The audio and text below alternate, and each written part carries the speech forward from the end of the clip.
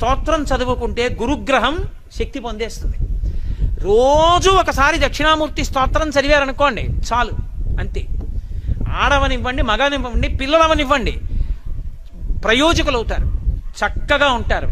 ఏమి పెద్ద ఇబ్బంది పడిపోయి భయంకరమైన స్థితిలోకి వెళ్ళిపోకుండా కాపాడుతుంది దక్షిణామూర్తి స్తోత్రం. అంత గొప్పది. దక్షిణామూర్తి దక్షిణాన్ని ఎందుకు చూస్తాడంటే ఆయన మృత్యుంజయుడు. ఆయన ఉత్తరాన్ని కూర్చుని దక్షిణాన్ని చూస్తాడు.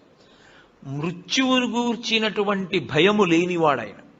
ఆయన పాదములు పట్టుకుంటే మృత్యుభీతి పోతుంది, భయం పోతుంది. అందుకే దక్షిణామూర్తి స్వరూపం అసలు సమస్త ఐశ్వర్యము దగ్గర నుండి, చదువుల దగ్గర నుండి, మోక్షము వరకు దక్షిణామూర్తి ఇవ్వలేనటువంటిది లోకమునందు లేనే లేదు. అసలు మీకు నేను ఒక గొప్ప రహస్యం చెప్తాను.